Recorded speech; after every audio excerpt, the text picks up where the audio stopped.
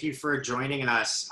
Right now, we're diving into the panel of Anatomy of a Festival / Postponement, Cancellation, the forecasting, the future of mass gatherings. So we're going to talk about two things, really, maybe a lot more. We'll see where we get to. But one is about the decision-making process that independent promoters have had to make over the last couple months about whether to cancel an event or postpone it. And these events are the livelihood, and Donnie looking good down there. The events are the, what these businesses count on in order to continue. They're not huge companies. They're promoters who are putting everything on the line every time they do a show. So these decisions have been made with a lot of care and thought about both the fan experience as well as the ability for the companies to continue. I'm joined by an awesome group of people today. Avril Stanley, who's the founder and director of Body&Soul in Ireland. It's an independent festival that was started in the throes of a recession in 2010, inspired by some of her experiences at Burning Man, and is one of the biggest independent festivals in Ireland, maybe the biggest. She'll correct me afterwards if I'm wrong. We also have Disco Donnie, who's politely wearing a mask to take care of all of us from being exposed. Donnie just recently had some exciting news, which he is the only person crazy enough to buy a live events company during COVID, but he also has had to deal with canceling and postponing events. He's been in the dance music scene for decades, prosecuted under crack house laws and defended by the ACLU, done shows around the world, all kinds of stuff. Dede Flemming is also joining us. He's the president of the Do Lab. You've probably heard of Lightning in a Bottle. Also, they do the Do Lab stage at the center of Coachella. So there's a lot of really good work coming out, and they made the hard decision recently to cancel Lightning in a Bottle this year. And there was a lot of public discussion about that process. So he's been navigating some pretty interesting waters. And Boris Patronoff, who's joining us here from C Tickets. He's the CEO of C Tickets, and they do a lot of ticketing in the independent space. They're a subsidiary of Vivendi, and he's been personally engaged in these conversations with promoters about how they make the decision of whether to issue refunds or not. And as well as one of the other things a lot of ticketing companies, the indie companies, are considering is, what are you going to do in a business where a lot of the independent promoters have counted on advances on their ticketing revenue in order to fund their events? With all these cancellations, there are a lot of questions about where that money is and how to do refunds if maybe some of that money has been spent.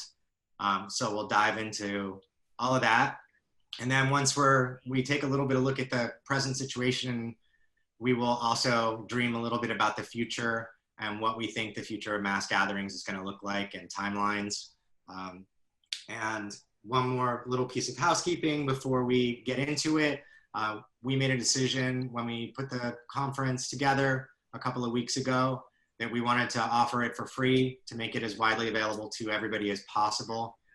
We're hoping to inspire people in the industry and around the industry to figure out how to get involved, make a difference, and really create some new things and help people respond to COVID. Instead of charging for registration, we're just asking if you could take a look. If you're in a position to, we've identified 3 charities. They're on our website. You can go there. You can make a donation directly to them. We're not taking any money. We're all the speakers and the producers. Everyone's volunteering here to try to make a difference. So without further ado, Avril, let's start with you. Tell me a little bit about what things are like in Ireland right now, just generally in terms of what the government's made people do in the live event space, and how things are for you. In terms of in Dublin, I just wish I'd known Donnie was going to be wearing a mask. I would have made sure to have mine on. In Dublin, or in Ireland in general, our government made an announcement on the 20th of April where they banned all large-scale gatherings over 5,000 capacity until the 31st of August. But in truth, there really aren't going to be any smaller scale gatherings of 4,000 or 5,000 either, because the councils themselves aren't in a position to grant licenses due to the impact of COVID-19 on the local hospitals and emergency services. So as things stand right now, that's how things are in Ireland up until the 31st of August. But in truth, we don't really see any large scale gatherings happening in September either. And you guys are all under really strict stay-at-home regulations, right? We talked a little bit about it. Can you share how restricted your movements are? Well, since March, since probably about the 18th of March, we are allowed to, everybody's self-isolating. We are allowed to move within a 2-kilometer radius of our homes. All people over 70 are cocooning and not allowed to even leave their homes, with the exception of maybe going outside into their gardens. And last Friday, the government announced a plan that's staged over every 3 weeks from now until the 10th of August that starts to open up, like from the 18th of May. Certain businesses such as construction are allowed to start again if they can do social distancing.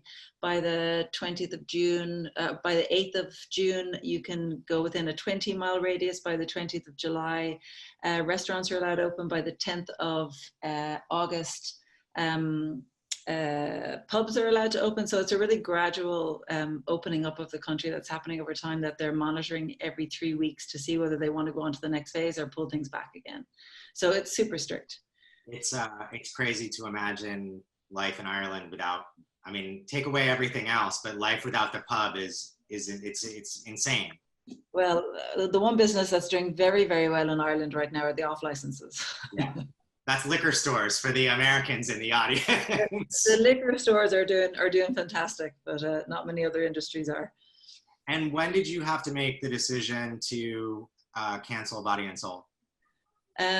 We made a decision on the 6th of April. We had got to the point where our next step really was to go on site, was to announce our next music lineup, and we'd 8 programs that were waiting to be announced, but it just felt incredibly tone deaf to announce anything at the time. So we decided to sit on it and made a decision as a team that that if we could progress with the festival, we would be able to deliver it if we knew by the 1st of May.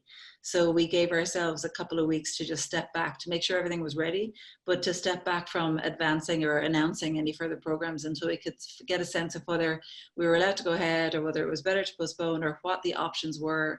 So we were very much, pressing on the government to just give us a steer as to what their plans were and if they had any oversight on being able to share some of that. And they came out publicly with it. We weren't addressed individually or as festivals in particular. They just came out with an announcement that was shared with the whole country, and part of that was this large scale ban. So by the 20th they announced it on the 20th, and we cancelled on the 20th. We cancelled at that same night. So for you, it was completely driven by the decision was made by the government, and then you just followed what you were told and you had to do, right? But we would have made the decision ourselves by the 1st of May. If there was no clarity, we would have decided that it was time for us to cancel at that point in time, because it was getting too late without any directive. But in truth, the government, when they came out with that, it meant that we weren't in a position where we could look at postponement. It was a straight up cancellation. Donnie, I want to come to you next.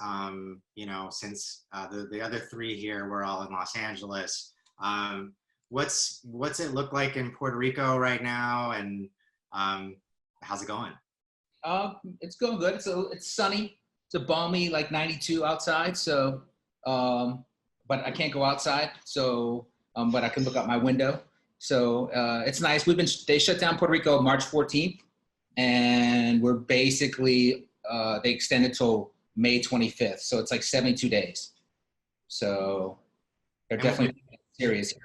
In terms of the shutdown, are you allowed to go out and ride bikes or exercise or go to the beach, or is everything, what's the level of the shutdown for you? No, it was stay at home. So, and they had, there's a 7 o'clock curfew. At some point you could only go out every other day and not on Sundays. Just on Monday, now you can go outside and jog between 9 a.m. and 3 p.m. because those are obviously the safe times to jog or something. So they're loosening the regulations, but it's not much better. And so for you, your decision around Abu Dhabi, you had on sale and you were creeping up on the event. You made a decision to, you kind of, when you first made the decision to, was it a cancellation or a postponement for Abu Dhabi? Because your solution was, I think, creative and unique so far in terms of what's coming down the road for you. Was it a cancellation? Oh, a postponement? Yeah, I mean, look, everybody knew it was coming, and we, at first, before we knew the extent, I was looking at dates during the summer, different options, and in the end, you know, I thought it was best to just combine it with my Houston festival in the fall. So, you know, it was tough. I mean, they didn't tell us it wasn't happening or to take it down, but we kind of knew by that time, you know, that what was about to happen. And so, did you announce separately that it was being pushed, or did you announce all at the same time that it was going to be Abu Dhabi meets versus Freaky Deaky? We announced all at the same time. So, you know, it took us a little time to maneuver through that as we were trying to move it and work around we were doing it at a baseball stadium, so working around their schedule. So it was challenging, but the best decision in the end was just to combine the two with everything that was going on. And was it originally going to be the same venue for both shows? No, one festival was in Abu Dhabi's in Dallas and Freaky Deaky's in Houston. So it's in the same state, but yeah, so. And then Dede, just coming to you kind of quickly to round out the promoter side of it. You were coming right up on lightning in a bottle. You're one of the first festivals of the spring and summer season, and you guys really were in a position where you had to make a decision earlier than a lot of the people, right? Yeah, we were in crunch time with production mode, so we were starting to really get into the throes of it, and we were constantly watching the news and trying to get information. We were looking to Coachella, which I think a lot of people were eyeing Coachella to see what they were going to do. And when Coachella decided to preemptively postpone, we still had a little bit of confidence that, okay, that was a good preemptive move, but no one's being forced to do anything just yet. So we still had a little confidence. And then there was just this 48-hour period right around March 4th, March 5th, where things we were very confident to we're shut down. And it was, we had been in conversations with the county where we hold the event, with the health director, with the administrators in the county. And the indications were this isn't going to happen. We probably could have fought a little harder, but, like Donnie mentioned too, like the writing's on the wall. You know that it's not actually going to take place. And then we had to really take a hard look at the other factors at play. For 2 weeks prior to us canceling, ticket sales just fell off a cliff.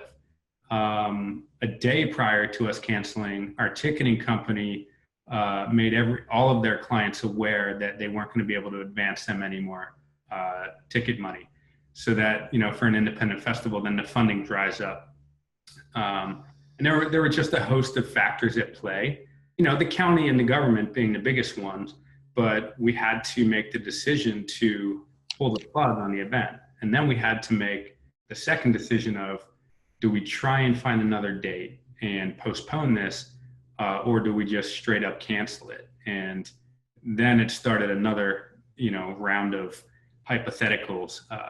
And the idea of moving a lineup, moving vendors, moving all the million pieces that we have to put on an event and get that venue locked in and work with the government and do all of that, it wasn't possible for this year. So we had to just cancel.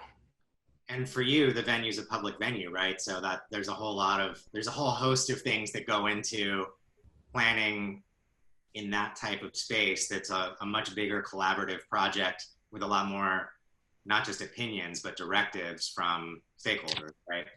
Yeah, absolutely. And, public safety being a priority too, we're talking with this county, and we're seeing their fire department and their sheriff's department start to be fully consumed by, and all the first responders just being fully consumed by having to pivot their normal responsibilities into, being proactive to defend this pandemic.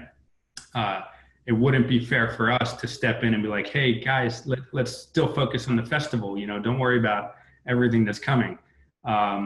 So it was just, the responsible thing was just to let this thing breathe and cancel it for this year. I thought that's, I think, thoughtful and the right calculus. I think there were some festivals that waited a long time to make the decision or announce the decision. And when first responders and hospitals and all the people who might be in a planning meeting are focused on saving lives and keeping people healthy right now and for the next couple months, the idea of any of their attention being taken away to spend 10 minutes thinking about a festival seems out of whack. Yeah. So the first decision of, okay, and Boris, I'm going to come to you because one of the things, you have particular insight into how the ticket buying public, how their behavior was illustrated as news of the virus started to spread. And, we were hearing about what was happening in Ireland, what was happening in China and Italy. When did you start getting a sense of what was coming down the road? Because your insight into the data is, global from Vivendi, but also national from C-Tickets.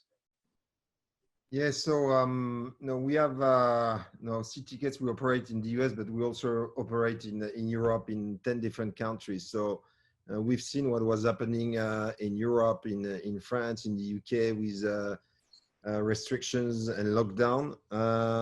I'd say in terms of ticket sales in the US, January and February was our best months ever, and then March, slowly beginning of March, we saw the ticket sales going down, and then by March 10, March 12, nothing. And really, we've been since then. We've been doing refunds and managing event postponement and cancellation. We recently went on sale successfully, and which is good, which gives me optimism for the future. But really, beginning of March, slowly, and then March 12, no more sales. And how much of a lag between no more sales and when did you start having conversations with people with events that are coming up in the spring and the summer about, okay, it's clear that these aren't going to happen. What are we going to do next? Beginning of March, we started to engage with with our clients, festival promoters. We serve a lot of promoters, festivals here in the US. And so rather than stop everything and having a blanket policy, stopping payment or anything, we engage with everyone, to understand their plan, the cash position, how we can, how we could help them. I think that's really critical here is the coordination with the festival promoter and their partner, from local authorities to talent agencies to ticketing companies. Everyone needs to be aligned, and then everyone needs to really be clear with the consumer. I mean, consumers are not idiots. I mean, they read the news, they see what's going on. They're not idiots, and they have social media accounts where they can share their opinions loudly and quickly, right? Yeah, and look, I'm a consumer. I buy air tickets, airlines. I bought the tickets. What do I do with it? So I know exactly what the fans are feeling when they buy a ticket for a festival and the festival gets canceled or postponed. So, and one of the things, and we'll come back to it, Boris, but one of the conversations that we started the day with, I was talking to Dana Frank at First Avenue and from the National Independent Venues Association. And, C-Tickets has been really supportive of their efforts in terms of having the community come together and really start making an impression and advocating for themselves. We'll come back to it. I want to come to Avril and just talk about why, is it the decision to cancel versus postpone? you just decided that because you can't do something this year and it looked like it wasn't going to be possible, and then weather, or kind of what did you decide?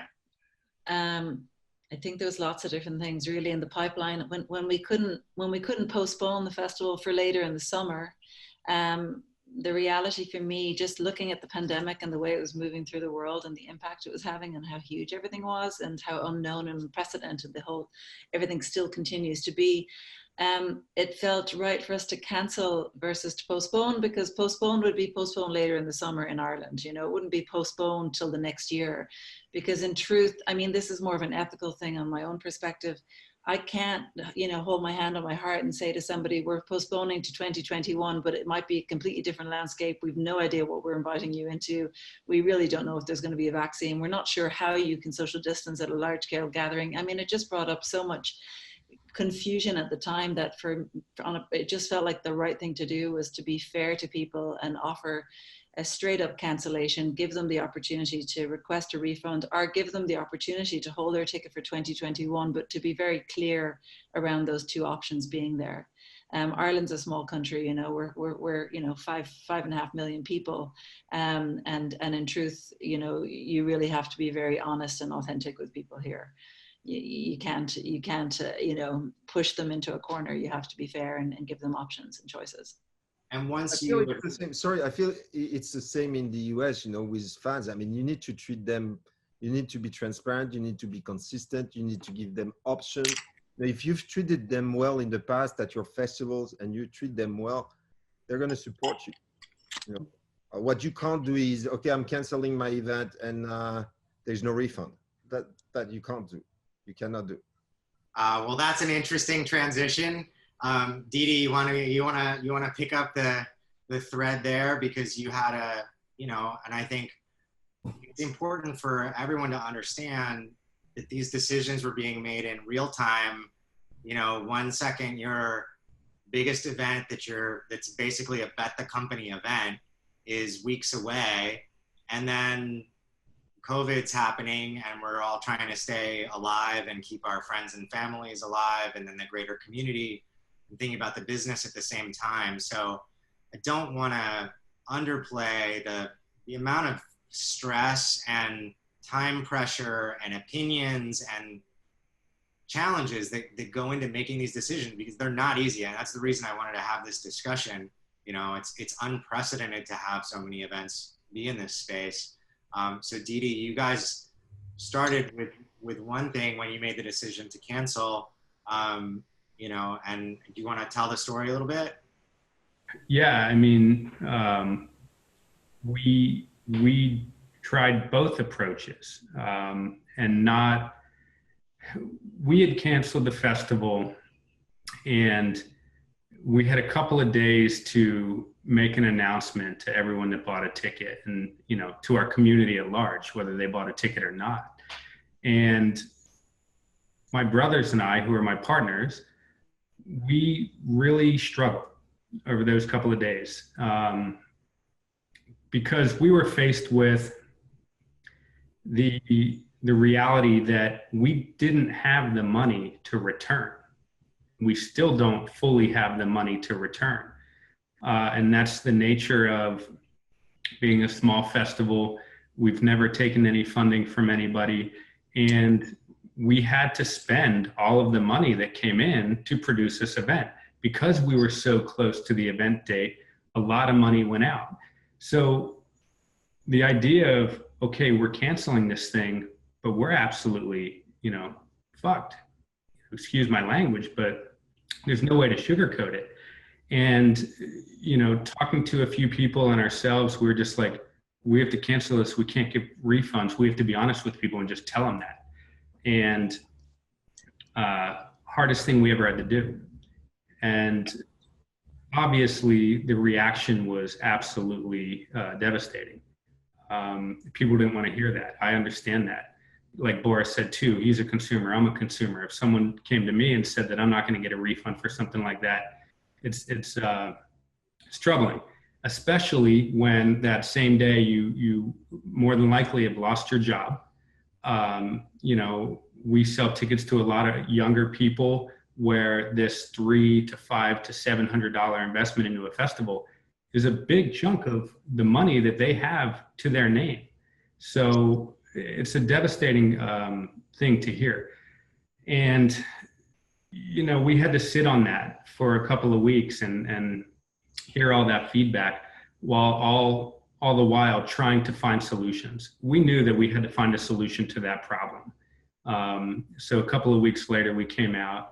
We've, I think, been pretty honest and very vulnerable through this whole process, and have been explaining to people the situation we're in, why we're in this situation, and how we try and dig ourselves out of it. And we then laid out a few options for people to defer their tickets to future years, to, you know, gift their ticket to us if they were in a position to do so, and sign up for a refund if they really needed it. And now we're sifting through all of that, and we're trying to make that happen.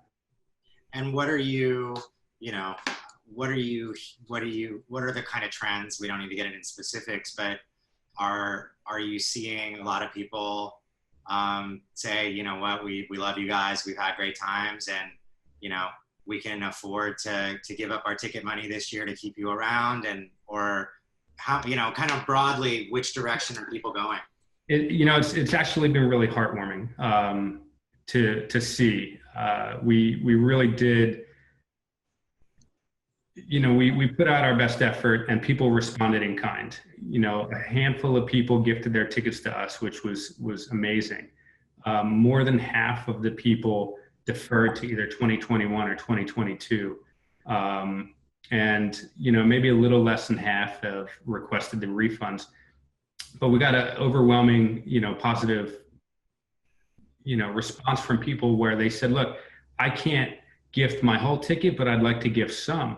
Or, you know, can I come to 2021, but give some of my portion to help you guys along? So we got creative with people. They wrote us directly, and we were able to really just kind of be individual with you know, how we treated each case. So, you know, we still have an uphill battle here, but we definitely we're a lot more optimistic than we were a month or so ago.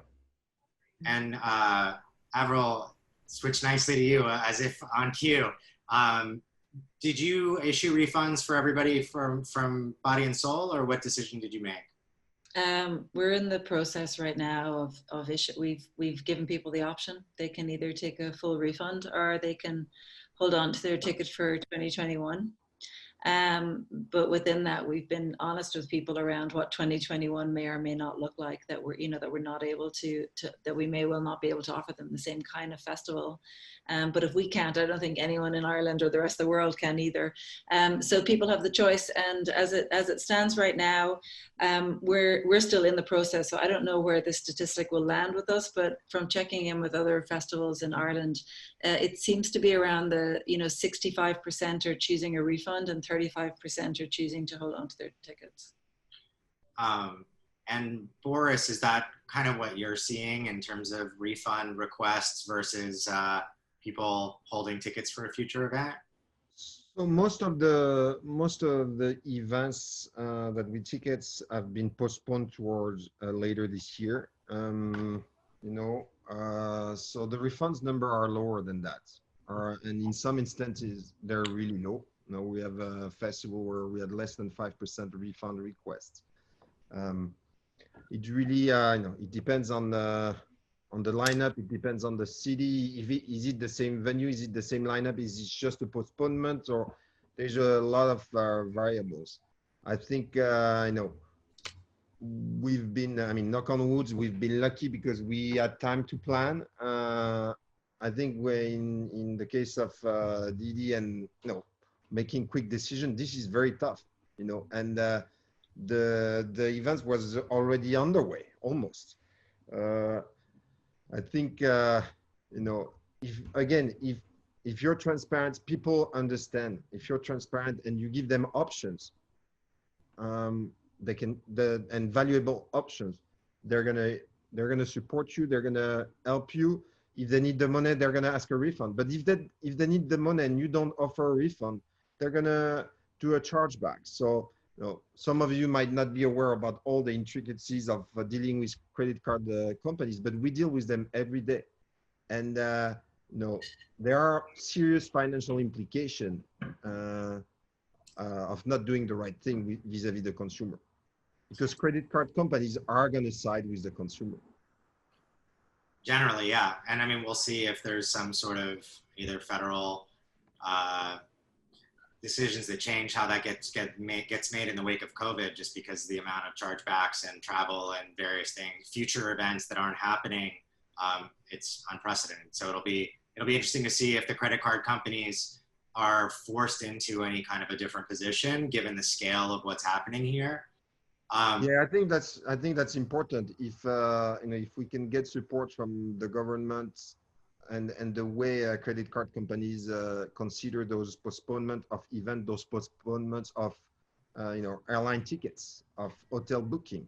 Right. So Donnie, I want to come to you because not only did you make this decision to issue refunds, you kind of doubled down bigger than that. Your company was the first company acquired by SFX some time ago. You managed to survive SFX's bankruptcy and reemergence as Lifestyle. I know the news came out about a week ago. It was April 1st, right? So you made the decision to not only issue refunds, but then in some sort of insane twist to buy your company back on top of that. Like, nobody in their right mind is buying live music properties right now. So I'd love to hear not only your decision to issue refunds, but also to go that next step and take control of your company back. Right. Well, thank you for calling me crazy in a nice way. But yeah, so basically my situation is different than every other people's, right? So I do like 1,000 shows a year. I have my risk spread out. Other people have are doing one show, and I totally understand why they use that money. And I don't think people might understand how much money goes into one of these shows to produce. So I was in a different situation. I had already sold my company. I had already had multiple shows cancel. I had already botched a cancellation before and the messaging. So, I was able to react differently this time. I had one festival in 2015. It ended early. The insurance company told me I was covered before I canceled it. And then on Monday morning, they told me that, the overall company hadn't hit a deductible. So I was kind of in limbo for about 30 to 45 days. And when you tell people, the information's coming, they don't really, that doesn't go over very well. So I really learned that, to basically that you need to really communicate what was going on with everyone. And I realized that if you offer refunds, not a lot of them aren't going to take it, but you have to offer it from the get-go. And if you can explain yourself and let them know what's going on, that could help out a lot as well.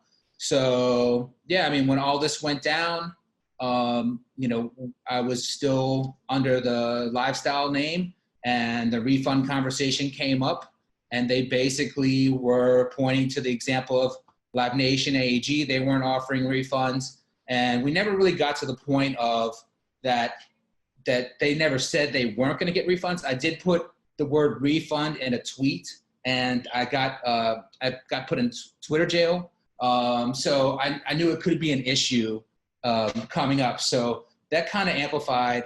It just really made me know that I had to get my company back, because that's my name, and I'm the one selling those tickets. And I know it was terrible timing, but I just needed to be able to make that decision on my own without asking somebody permission. I just need to be able to do the right thing, and because I had the resources to do it.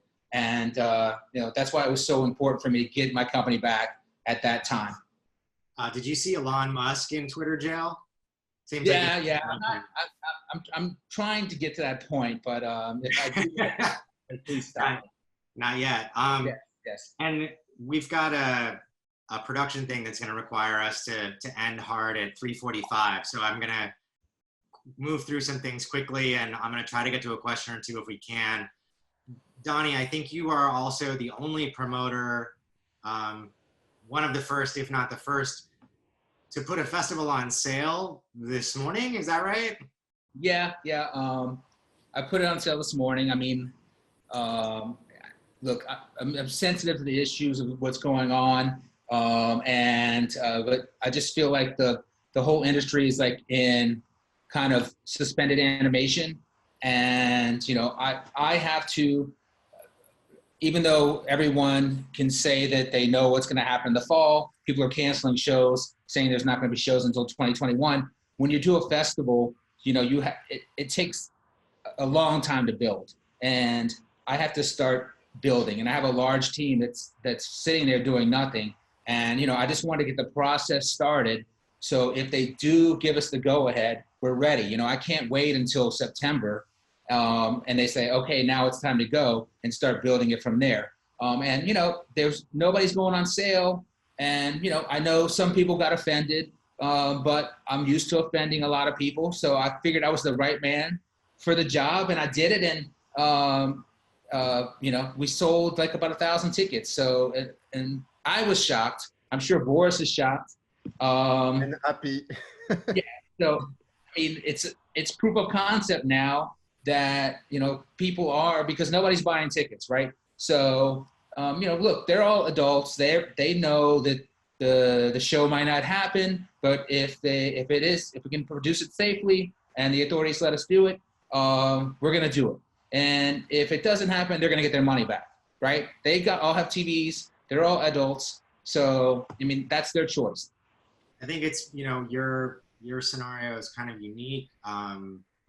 With Dede here in California and Avril in Ireland, where the regulations are clearly much stricter now. There's probably, Avril, am I correct when I say that no event sales or no on sales are happening right now? Most definitely not. No, there's no one considering going to a festival right now. Certainly not to a 3-day camping festival. So Donnie, I think one of the parts too with you is not only that you went on sale and you carried some tickets over from Abu Dhabi to Freaky Deaky, but also you're sort of benefiting from the fact that your event's in Texas, which is a state that seems like it's going to open faster and kind of be for lack of a better word, a petri dish for what happens when events come back, and then we can all kind of see what's happening and take a look at it. Yeah, I mean, look, I'm not gonna. The plan is just to get this started and see what's going on, and see how the next 30 days go, and maybe announce the talent. It is totally different. There's 30 million people there, and they haven't seen the caseload at all. So they're trying to open up, and so that's kind of what we're going after, what the authorities say, and we'll see. But yes, I think we'll know sooner than later, what the fall looks like. I mean, the NFL is announcing tomorrow that they're playing, so but they're going forward. They might be with fans, they might be with half the fans, they might be with no fans, but they have the option to go forward. And Boris, just in terms of kind of the position you've been in, kind of shifting the focus, right? With normally you're in the business of selling tickets and moving them in one direction, and over the course of the last couple of months, you've had to focus on helping event producers figure out how to navigate these waters. What's it been like for you to have to deal with this at the scale at which we are? I mean, it's been a lot of work and not a lot of fun work.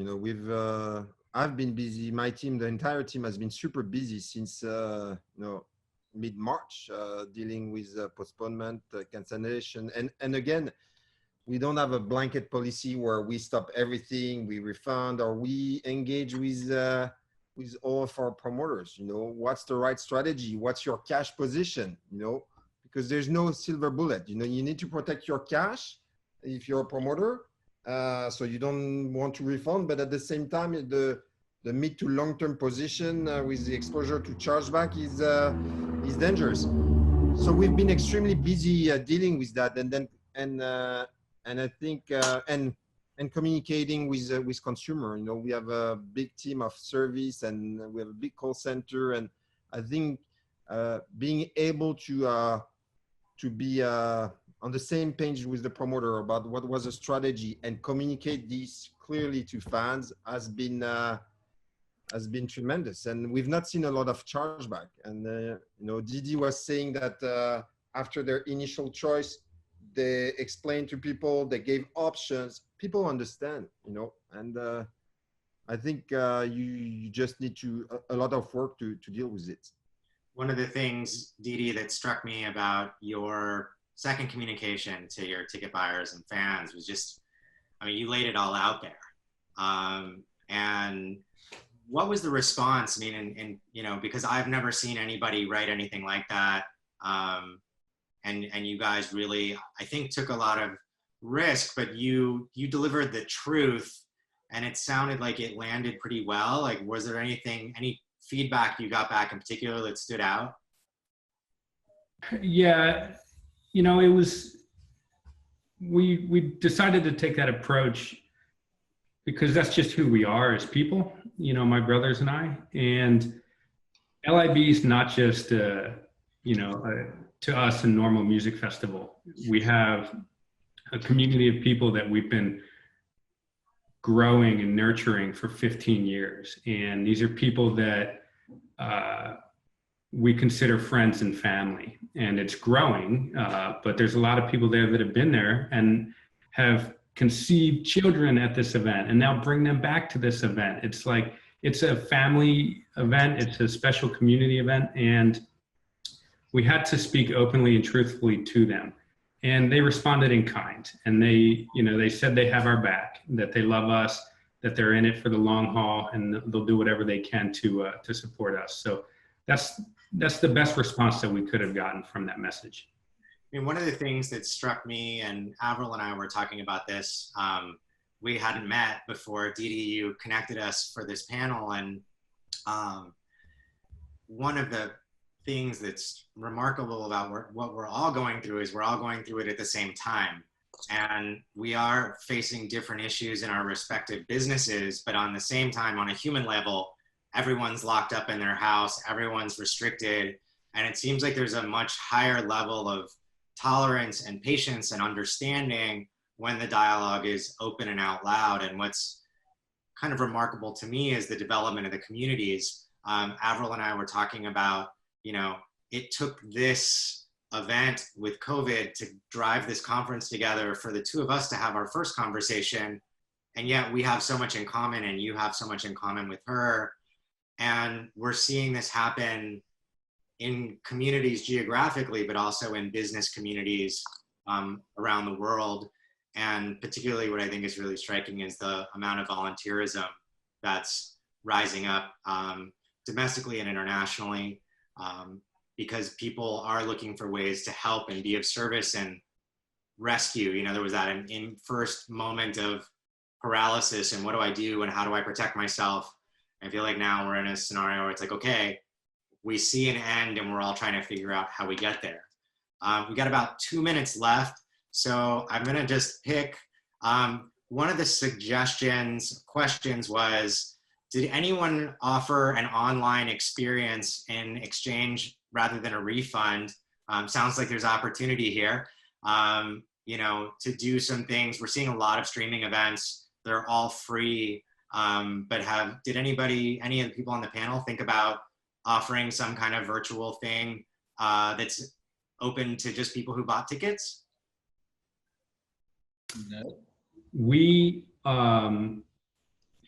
didn't think of doing something like that to offer to people that bought tickets, but I can tell you that we are in conversation about having some sort of virtual LIB right now.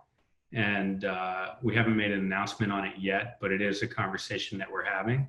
And, you know, with all the different unique creative content that we have at the festival, we can definitely, we're positioned well to have a more unique approach to just having, you know, a DJ in his boxers, you know, rocking from his apartment. So we're looking forward to trying to piece this together.